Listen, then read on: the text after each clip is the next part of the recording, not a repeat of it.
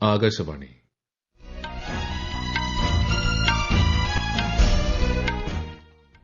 നമസ്കാരം. വാർത്തകൾ വായിക്കുന്നത് സുധിൻ സൈനുദ്ദീൻ.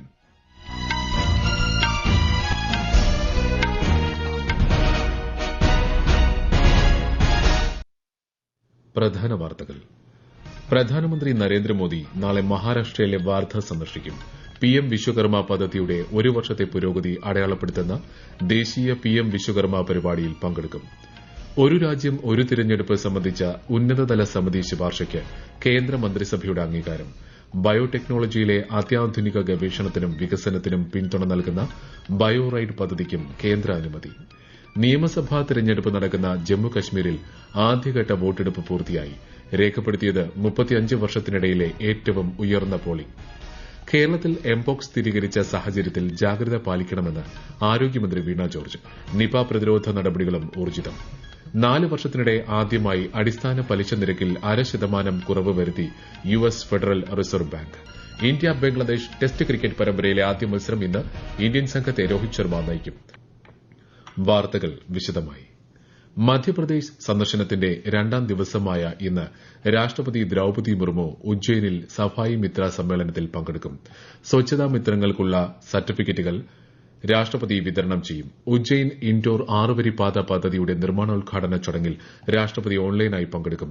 ശ്രീ മഹാകാലേശ്വര ക്ഷേത്രം സന്ദർശിക്കുന്ന ശ്രീമതി മുർമു സ്വച്ഛതാ ഹി സേവ പരിപാടിയുടെ ഭാഗമായി ക്ഷേത്ര പരിസരം ശുചിയാക്കും. ഇൻഡോറിലെ ദേവി അഹല്യ വിശ്വവിദ്യാലയത്തിന്റെ ബിരുദദാന ചടങ്ങിലും രാഷ്ട്രപതി പങ്കെടുക്കും. തുടർന്ന് 2 ദിവസത്തെ സന്ദർശനത്തിനായി ഇന്ന് വൈകിട്ട് രാഷ്ട്രപതി ഝാർഖണ്ഡിലെത്തും. പ്രധാനമന്ത്രി നരേന്ദ്രമോദി നാളെ മഹാരാഷ്ട്രയിലെ വാർധ സന്ദർശിക്കും. പിഎം വിശ്വകർമ്മ പദ്ധതിയുടെ ഒരു വർഷത്തെ പുരോഗതി അടയാളപ്പെടുത്തുന്ന ദേശീയ പിഎം വിശ്വകർമ്മ പരിപാടിയിൽ അദ്ദേഹം പങ്കെടുക്കും. പദ്ധതി ഗുണഭോക്താക്കൾക്കുള്ള സർട്ടിഫിക്കറ്റുകളും വായ്പകളും പ്രധാനമന്ത്രി പരിപാടിയിൽ വിതരണം ചെയ്യും. അമരാവതിയിൽ പിഎം മിത്ര പാർക്കിന്റെ തറക്കല്ലിടൽ പ്രധാനമന്ത്രി നിർവഹിക്കും. ടെക്സ്റ്റൈൽസ് നിർമ്മാണത്തിന്റെയും കയറ്റുമതിയുടെയും ആഗോള കേന്ദ്രമായി ഇന്ത്യയെ മാറ്റാൻ ലക്ഷ്യമിട്ടാണ് പിഎം മിത്ര പാർക്കുകൾ സ്ഥാപിക്കുന്നത്.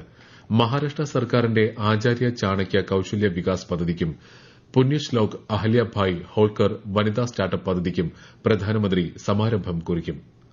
ജമ്മുകാശ്മീരിൽ നിയമസഭാ തെരഞ്ഞെടുപ്പിന്റെ ആദ്യഘട്ടം പൂർത്തിയായപ്പോൾ 59% പോളിംഗ് രേഖപ്പെടുത്തി. കഴിഞ്ഞ 35 വർഷത്തിലെ ഏറ്റവും ഉയർന്ന പോളിംഗ് ശതമാനമാണിത്. 7 ജില്ലകളിലെ 24 മണ്ഡലങ്ങളിലാണ് ആദ്യഘട്ടത്തിൽ വോട്ടെടുപ്പ് നടന്നത്.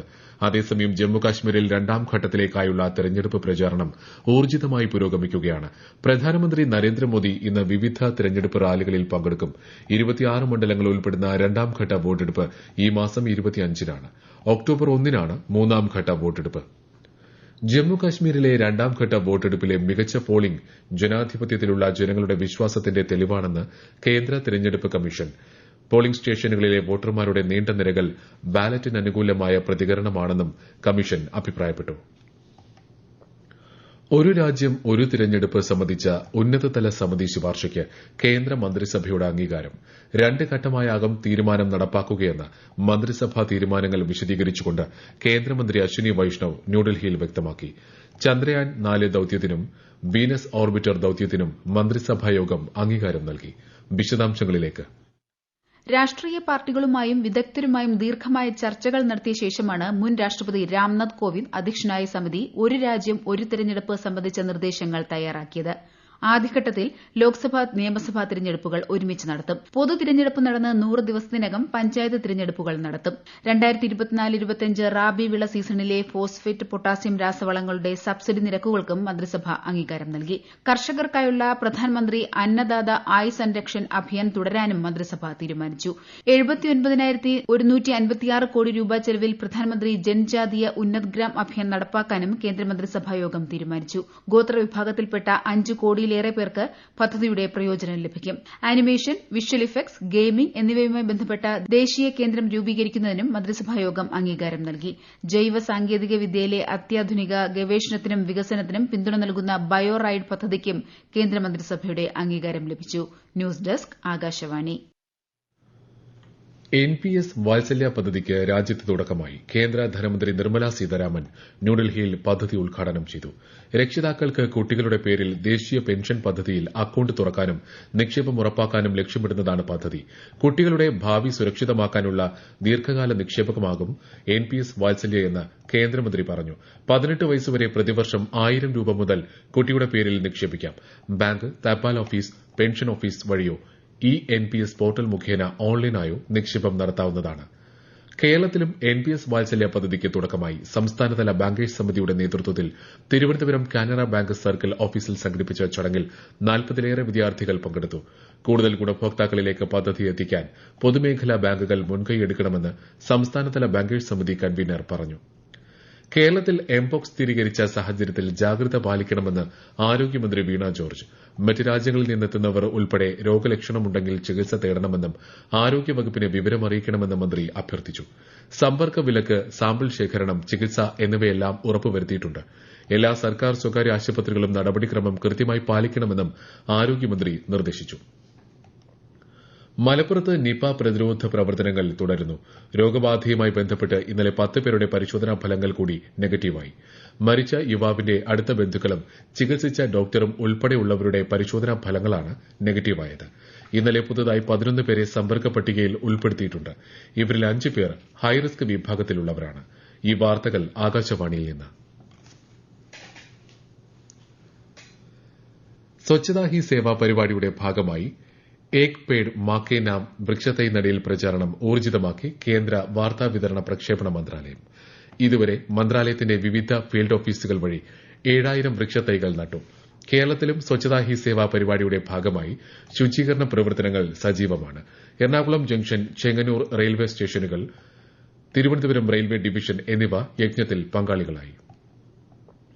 പശ്ചിമബംഗാളിൽ ജൂനിയർ ഡോക്ടർമാരുടെ പ്രതിഷേധം തുടരുന്നു.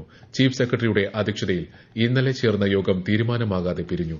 ആരോഗ്യ സെക്രട്ടറിയെ മാറ്റണമെന്നും കേസിൽ അച്ചടക്ക നടപടി സ്വീകരിക്കണമെന്നും ജൂനിയർ ഡോക്ടർമാർ ആവശ്യപ്പെട്ടു. 5 മണിക്കൂറിലധികം നീണ്ട യോഗത്തിൽ 30 അംഗ ഡോക്ടർമാരുടെ സംഘം പങ്കെടുത്തു. തങ്ങളുടെ ആവശ്യങ്ങൾ ഔദ്യോഗികമായി അംഗീകരിക്കുന്നതുവരെ സമരം തുടരുമെന്ന് ഡോക്ടർമാർ പറഞ്ഞു. ലെബനനിൽ കഴിഞ്ഞ ദിവസങ്ങളിലുണ്ടായ സ്ഫോടന പരമ്പരകളിൽ മരിച്ചവരുടെ എണ്ണം 32ആയി. ഇതിലധികവും ലെബനനിലെ സായുധ സേനയായ ഹിസ്ബുള്ള ആശയവിനിമയത്തിന് ഉപയോഗിച്ചിരുന്ന പേജറുകൾ പൊട്ടിത്തെറിച്ചുണ്ടായ സ്ഫോടനങ്ങളാണ്. അതിനിടെ ഇന്നലെ രാജ്യത്ത് വിവിധയിടങ്ങളിൽ വാക്കി ടോക്കികൾ പൊട്ടിത്തെറിച്ച് 20 പേർ മരിച്ചതായി ലെബനൻ ആരോഗ്യ മന്ത്രാലയം അറിയിച്ചു. 450-ലധികം പേർക്ക് സ്ഫോടനങ്ങളിൽ പരിക്കേറ്റിട്ടുണ്ട്. പേജർ സ്ഫോടനങ്ങൾ ഗുരുതരമായ അപകട സാധ്യതയാണ് സൂചിപ്പിക്കുന്നതെന്ന് UN secretary general Antonio Guterres മുന്നറിയിപ്പ് നൽകി. Obviously, the logic of making all these devices explode is to do it as a preemptive strike before a major military operation. So, as important as the event in itself is the indication that this event confirms that there is a serious risk of a dramatic escalation in Lebanon, and everything must be done to avoid that escalation.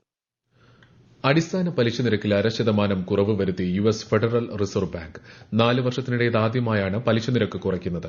പണപ്പെരുപ്പം 2% കുറയുന്നത് കണക്കിലെടുത്താണ് തീരുമാനമെന്നും സാമ്പത്തിക മേഖലയെ ഉത്തേജിപ്പിക്കുകയാണ് ലക്ഷ്യമെന്നും bank വ്യക്തമാക്കി. 2 ദിവസത്തെ federal open market committee യോഗത്തിന് ശേഷമാണ് പ്രഖ്യാപനം. ഇന്ത്യ ബംഗ്ലാദേശ് ക്രിക്കറ്റ് ടെസ്റ്റ് പരമ്പരയിലെ ആദ്യ മത്സരം ഇന്ന് ആരംഭിക്കും. ചെന്നൈയിലെ MA ചിദംബരം സ്റ്റേഡിയത്തിലാണ് മത്സരം. ഇന്ത്യൻ സംഘത്തെ രോഹിത് ശർമ്മ നയിക്കും.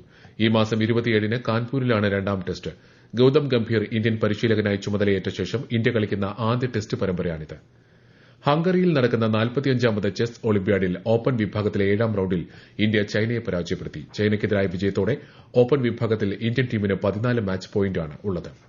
4 ദിവസത്തെ വേൾഡ് ഫുഡ് ഇന്ത്യ 2024 മേളയ്ക്ക് ഇന്ന് ന്യൂഡൽഹിയിൽ തുടക്കമാകും. 90-ലേറെ രാജ്യങ്ങളും 26 സംസ്ഥാനങ്ങളും കേന്ദ്രഭരണ പ്രദേശങ്ങളും 18 മന്ത്രാലയങ്ങളും പരിപാടിയിൽ പങ്കെടുക്കും.